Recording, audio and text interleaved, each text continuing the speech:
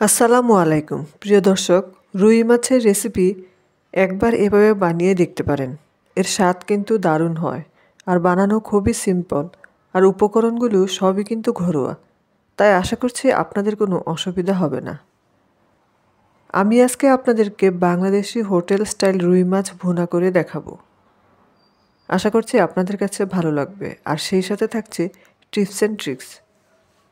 চুলায় একটা প্যান বসিয়ে দিলাম, দিয়ে দিব হাফ কাপ সয়াবিন তেল। তেলটা গরম হওয়ার জন্য অপেক্ষা করছি।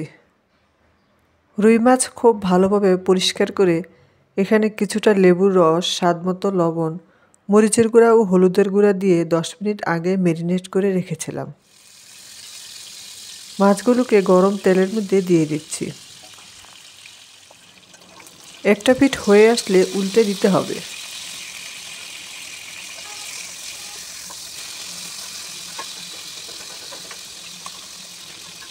মাছগুলোকে এপিঠ উপিঠ দুই পাশই একটু লালচে করে ভেজে নিতে হবে। সেম রেসিপি ফলো করে কেউ চাইলে কিন্তু কাতলা মাছ বা যে কোনো মাছ আপনারা ভুনা করতে পারবেন, সেটাও কিন্তু ভালো লাগবে।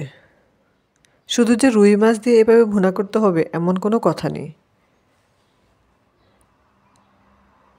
সেম তেলেই আমি মাছটা ভুনা করব, সেজন্য 1 চা চামচ দিয়ে দিলাম জিরা। জিরা ফুটে উঠলে দিয়ে দিলাম পেঁয়াজ কুচি।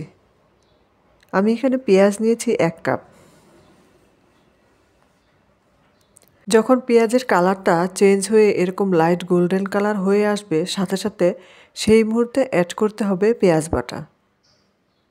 প্রথমে পেঁয়াজ বাটা দিচ্ছি, এতে করে পেঁয়াজ বেরেস্তার কালার কিন্তু ধীরে ধীরে ডার্ক হতে থাকে। সো এটাকে স্টপ করার জন্য আমি পেঁয়াজ বাটাটা প্রথমে দিয়ে পেঁয়াজের বেরেস্তার সাথে মিক্স করে নিয়েছি। এতে করে এটা আর ডার্ক হবে না।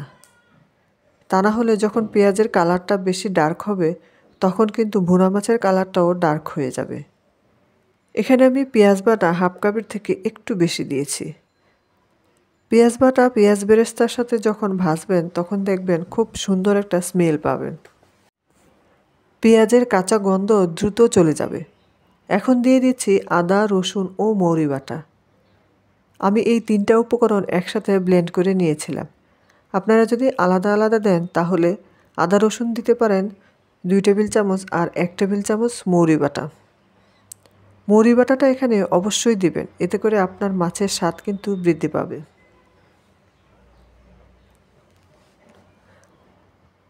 আদা রসুনের কাঁচা গন্ধ চলে যাওয়ার পর অ্যাড করছি 1 চা চামচ ধনে গুঁড়া, 1 চা চামচ জিরার গুঁড়া, হাফ চা চামচ সাদা গোলমরিচের গুঁড়া, 1 চা চামচ উঁচু করে লাল মরিচের গুঁড়া, 1 চা চামচ হলুদের গুঁড়া, স্বাদমতো লবণ দিয়ে দিলাম। এখন সব কিছু মিশিয়ে ভেজে নিচ্ছি।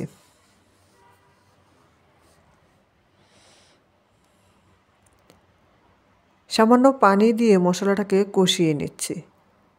মরিচের গুঁড়া যে যেমন ঝাল খান সেটা বুঝে দিবেন, তবে এই মাছ ভুনার ক্ষেত্রে একটু যেন স্পাইসি হয়। লবণ ঝালটা যেন একদম পারফেক্ট হয় সেভাবে রান্না করবেন।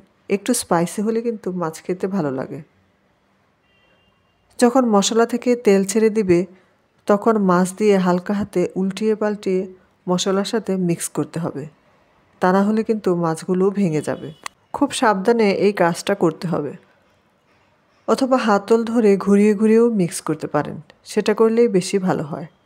যারা নতুন রাঁধুনি তারা এভাবে খন্তার সাহায্যে উল্টে না দিয়ে জাস্ট ঘুরিয়ে ঘুরিয়ে মিক্স করবেন, তাহলেই দেখবেন যে মাছ আর ভেঙে যাবে না।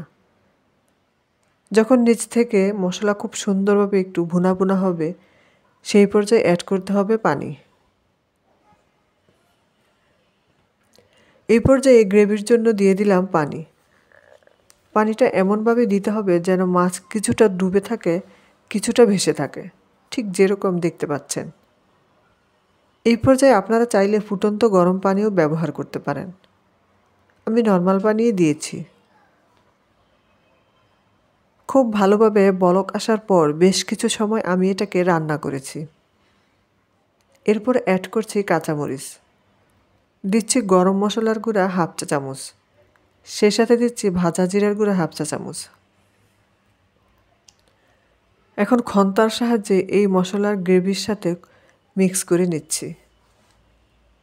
গরম মশলার গুঁড়া ও ভাজা জিরের গুঁড়া অবশ্যই দিবেন, এতে করে মাছের স্বাদ খুব ভালো আসে। লবণ ও ঝালটা অবশ্যই খেয়াল রাখবেন। এই পর্যায়ে ঢাকনা দিয়ে ঢেকে আমি 10 মিনিট এটাকে দমে রেখে দেব। 10 মিনিট পর আমি ঢাকনাটা খুলে নিয়েছি। এরপর মাছগুলো হালকা হাতে এদিক সেদিক সরিয়ে নিচ্ছি যেন নিচে লেগে না যায়। যখন দেখবেন যে মাছ থেকে এরকম তেল ছেড়ে দিবে আর মশলাগুলো সেপারেট হতে শুরু করবে, তখন বুঝতে হবে যে রান্নাটা হয়ে গিয়েছে। নামানোর পূর্বে অ্যাড করছি কিছুটা ধনেপাতা কুচি। ধনেপাতা দিয়ে আরও কিছুটা কাঁচামরিচ দিয়ে দিচ্ছি দেখার সৌন্দর্যের জন্য।